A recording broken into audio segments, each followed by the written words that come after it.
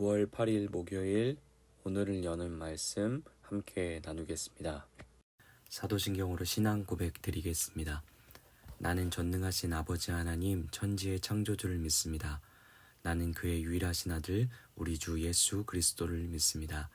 그는 성령으로 잉태되어 동정녀 마리아에게서 나시고 본디오 빌라도에게 고난을 받아 십자가에 못 박혀 죽으시고 장사된 지 사흘 만에 죽은 자 가운데서 다시 살아나셨으며 하늘에 오르시어 전능하신 아버지 하나님 우편에 앉아 계시다가 거기로부터 살아있는 자와 죽은 자를 심판하러 오십니다. 나는 성령을 믿으며 거룩한 공교회와 성도의 교제와 죄를 용서받는 것과 몸의 부활과 영생을 믿습니다. 아멘. 오늘 하나님이 우리 가운데 주신 말씀은 민수기 33장 50절부터 56절까지의 말씀입니다. 민수기 33장 50절부터 56절까지의 말씀입니다. 우리 함께 봉독하시겠습니다. 여리고 맞은편 요단 강가 모압 평지에서 여호와께서 모세에게 말씀하여 이르시되 이스라엘 자손에게 말하여 그들에게 이르라 너희가 요단강을 건너 가나안 땅에 들어가거든 그 땅의 원주민을 너희 앞에서 다 몰아내고 그 새긴 석상과 부어 만든 우상을 다 깨뜨리며 산당을 다 헐고 그 땅을 점령하여 거기 거주하라. 내가 그 땅을 너희 소유로 너희에게 주었음이라. 너희의 종족을 따라 그 땅을 제비 뽑아 나눌 것이니 수가 많으면 많은 기업을 주고 적으면 적은 기업을 주되 각기 제비 뽑은 대로 그 소유가 될 것인즉 너희 조상의 지파를 따라 기업을 받을 것이니라. 너희가 만일 그 땅의 원주민을 너희 앞에 몰아내지 아니하면 너희가 남겨둔 자들이 너희의 눈에 가시와 너희의 옆구리에 찌르는 것이 되어 너희가 거주하는 땅에서 너희를 괴롭게 할 것이요 나는 그들에게 행하기로 생각한 것을 너희에게 행하리라. 아멘. 오늘 우리가 함께 본 본문 민수기 33장은 이스라엘 백성의 광야 여정을 끝내고 모압 평지에 이르러서 이제 그토록 기다리던 하나님의 약속의 땅을 입성하기 전 바로 앞까지 와 있는 상태입니다. 요단강 건너편 가나안 땅을 코앞에 두고 바라보면서 이스라엘의 마음은 지금 어떠했을까요? 40년의 그 불편하고 낯선 광야의 여정이 끝났기에 시원하고 홀가분한 마음이 있었을지도 모르지만 그들은 이미 가나안의 위험 앞에 한풀 사기가 꺾임을 경험하고 그것을 계기로 40년의 혹독한 광야를 거쳐왔기에 두려움과 걱정이 그리고 긴장감이 훨씬 더 앞서 있었을 것 같습니다. 그 때문에 모세는 33장 1절부터 시작되는 그동안 이스라엘이 거쳐왔던 순간들을 회고하고 다시금 은혜를 기억하며 본격적으로 가나안 정복에 초점을 맞추기 시작하고 있는 거죠. 이스라엘에게 있어서 지금부터는 오로지 본격적인 가나안 정복과 약속하셨던 땅 분배 문제에 전심으로 집중을 기울여야만 했습니다. 하나님은 이 일들을 위해 그들을 지금까지 훈련시키시고 수많은 불순종 가운데도 용서하고 자비를 베푸시어 이끌어 오셨던 거죠. 먼저 하나님은 모세를 부르셔서 그곳에 들어가게 되면 가나안 사람들을 어떻게 처리해야 하는지 언급하신 다음에 이스라엘이 차지할 약속의 땅을 각 지파별로 어떤 방식을 따라 분배하고 나누어 줘야 하는지 말씀하고 계십니다. 그러면 구체적으로 하나님이 이스라엘 백성에게 어떠한 명령을 내리셨는지 함께 알아보도록 하겠습니다. 특별히 가나안 진멸에 대한 부분들을 집중하면서 바라봤으면 좋겠습니다. 52절부터 53절입니다. 그 땅의 원주민을 너희 앞에 다 몰아내고 그 새긴 석상과 부어 만든 우상을 다 깨뜨리며 산당을 다 헐고 그 땅을 점령하여 거기 거주하라. 내가 그 땅을 너희 소유로 너희에게 주었음이라. 아멘. 하나님께서 가장 먼저 요청하신 가나안에 들어가서 해야 할 일은 그 땅을 완전히 갈아엎는 일이었습니다. 그런데 하나님이 명령하신 그 구절 안에 꼭 앞에 붙어서 반복되어지는 단어가 있었죠. 제가 좀 강조해서 읽었는데 다라는 명사입니다. 다로 번역된 히브리어 명사는 모두, 전체의, 완전한, 곧 하나도 남김없이, 작은 것 하나도 남김없이 라는 의미가 담겨져 있는데요. 결국 하나님은 모든 것을 완벽하고 완전하게 가나안의 사람들을 내어 쫓는 것뿐만 아니라 그들이 만든 우상들도 다 부수고 깨고 산당들도 완전히 헐라고 명령하고 계신 거죠. 이스라엘 백성은 가나안 정복에 있어서 냉정해야 했던 겁니다. 원주민들을 완전히 제거하는 일에, 그들의 문화와 종교를 무참히 뿌리 뽑는 일에 있어서 조금이라도 마음이 약해지면 안 되었던 거죠. 그 이유를 하나님은 정확하게 내다보고 계셨습니다. 55절 말씀입니다. 너희가 만일 그 땅의 원주민을 너희 앞에 몰아내지 아니하면 너희가 남겨둔 자들이 너희의 눈에 가시와 옆구리에 찌르는 것이 되어 너희가 거주하는 땅에서 너희를 괴롭게 할 것이요. 아멘. 그들을 조금이라도 살려두면 곧 가나안인들을 완전히 몰아내지 못할 경우, 또 그들의 종교와 풍습과 문화를 뿌리 뽑지 못할 경우, 그것은 분명히 이스라엘 삶과 신앙에 있어서 추후에 눈에 가시가 되고 옆구리를 찌르는 바늘이 될 것이라고 경고하고 계십니다. 눈에 가시와 옆구리를 찌르는 바늘은 보기에는 처음에는 작아 보여서 잠시 불편하다고 느낄 정도로 여길지 모르지만, 그것을 그대로 놔두면 결국 눈을 감염시키고 앞을 보지 못하는 실명에까지 이르게 할 것이고, 우리의 속살을 파고들어와 온몸을 감염시킬 때까지 이르게 하는 치명적인 문제가 될 것임을 하나님은 알고 계셨던 거죠. 이스라엘은 하나님과 특별한 관계의 백성이었으므로 그들에게 있어서 거룩한 하나님의 소유된 백성으로 살아내려면 당연히 거룩함을 이루기 위해서, 거룩하신 하나님과 관계하며 살아가기 위해 거룩하지 못한 것들을 하나도 남김없이 제거하는 것은 어떻게 보면 너무나 당연한 명령일 겁니다. 우리가 이전에 가졌던 하나님이 아닌 것들, 헛된 야망과 욕심을 다 깨트리고 다 헐고 다 무너뜨리고 다 진멸하고 하나님의 영광만 의지해 그분의 은혜 가운데 살며 하나님만 모시고 살아가는 것이 하나님의 백성임을 이스라엘에게도 오늘 우리에게도 본문을 통해 보여주고 계신 거죠. 그런데 이런 이스라엘의 하나님과의 관계 안에서 거룩에 대한 문제 말고도 하나님이 이토록 어떤 면에서는 무자비한 것 같이 보이는, 다 진멸하고 다 깨뜨리고 다 헐어버리는 일들을 이스라엘의 백성에게 강요하고 요구하시는 한 가지 이유가 더 있는 것 같습니다. 당대의 가나안은 이스라엘뿐만 아니라 모든 열방에 있어서 강한 여러 족속들이 연합해 있는 큰 민족들이었습니다. 그런데 당대의 분위기로 보면 이것은 단순히 인간의 군사적인 힘이 많아서 가능한 것이 아니라 가나안의 신들이 다른 신들보다 강하기에 그들로부터 허락된 힘이라고 여겼던 시대였습니다. 가나안은 그래서 이런 종교란 이름으로 상상도 할 수 없는 일들을 자행하게 되는데요.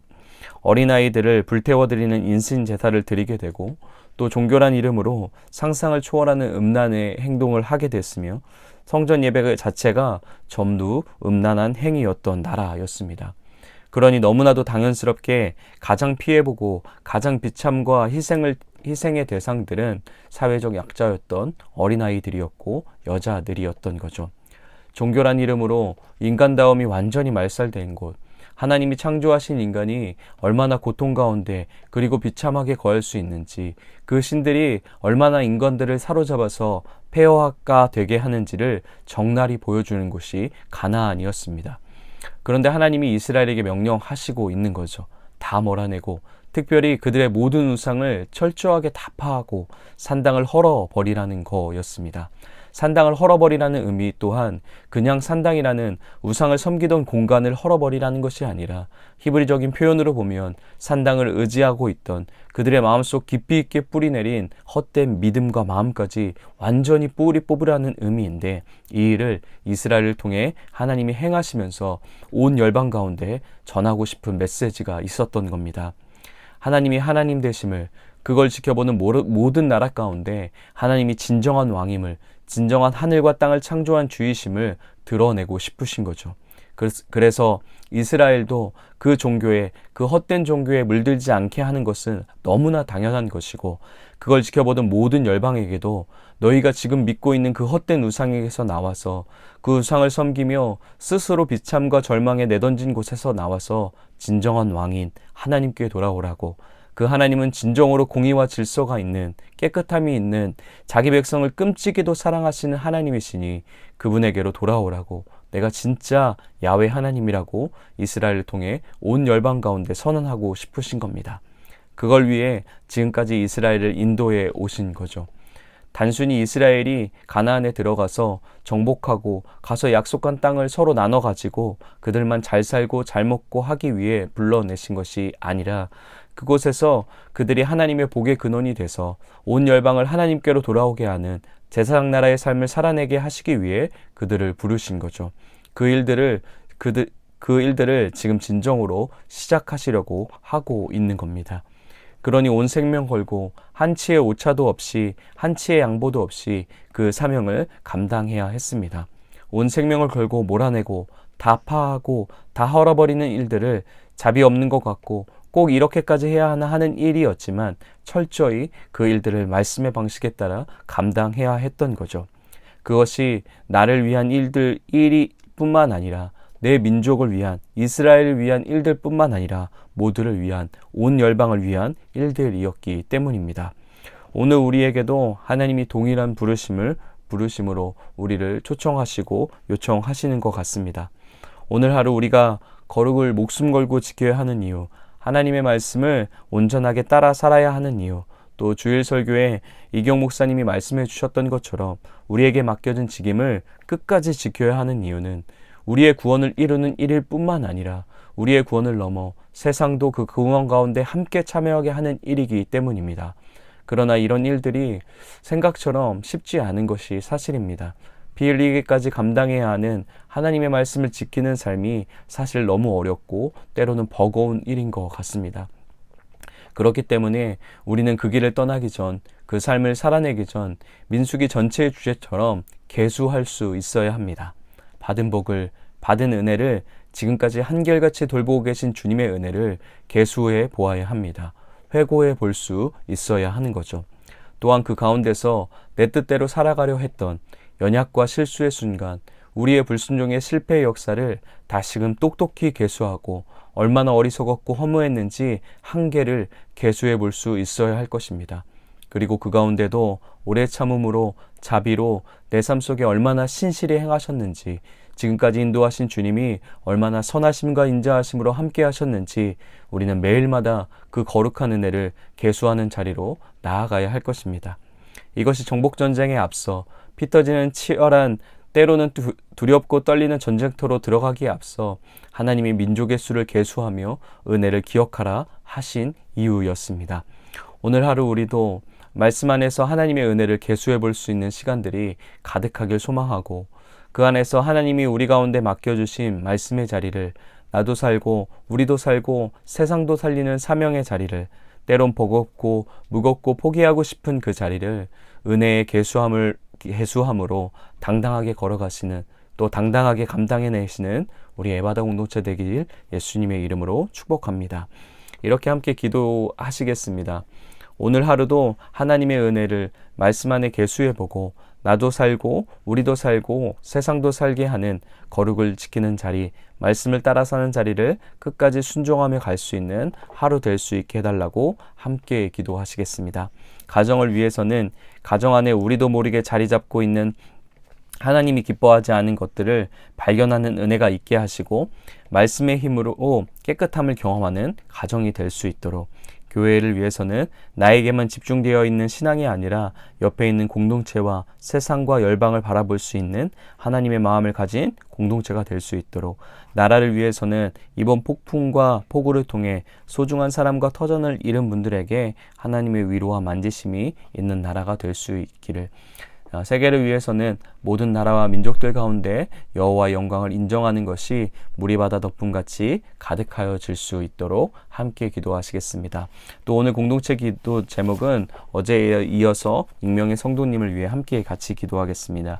개인의 기도 제목은 공부를 잘 감당할 수 있도록 해주세요. 가정을 위한 기도 제목은 우리 가족 모두 건강하게 해주세요. 삶의 현장을 위한 기도 제목은 좋은 선생님을 만나게 해주세요. 교회를 위한 기도 제목은 코로나가 종식되어 교회에 다시 많이 모이게 해주세요. 사회와 나라 온 세계를 위한 기도 제목은 중국의 독재자가 없어지게 해주시고 동북공정이 없어지게 해주시고 전쟁이 일어나지 않게 해주세요 라고 우리 함께 같이 기도하시겠습니다. 또 계속해서 홍혜정 집사님의 회복과 또 함께하는 가족들의 마음 가운데 하나님의 평안이 있기를 함께 중보해 주시고, 또 많은 교우들이 친구들이 아픔으로 또 육신의 아픔으로 마음의 아픔으로 고생하고 있는 또 지쳐있는 지체들이 생각난다면 그들을 위해서 함께 같이 중보하시면서 나아가겠습니다. 또 오늘 생일을 맞으신 최은경 집사님을 위해서도 함께 축복하며 기도하시겠습니다. 오늘 하루 하나님으로부터 오는 기쁨과 감격이 가득하게 하시고 또 사랑하는 사람들에게 축복과 축복 속에서 감사가 넘치는 하루 될 수 있게 허락해달라고 우리 최은경 집사님을 위해서도 축복하며 함께 같이 기도하시겠습니다. 각자 이 자리에서 기도하신 후 주기도문으로 모든 예배 마치도록 하겠습니다.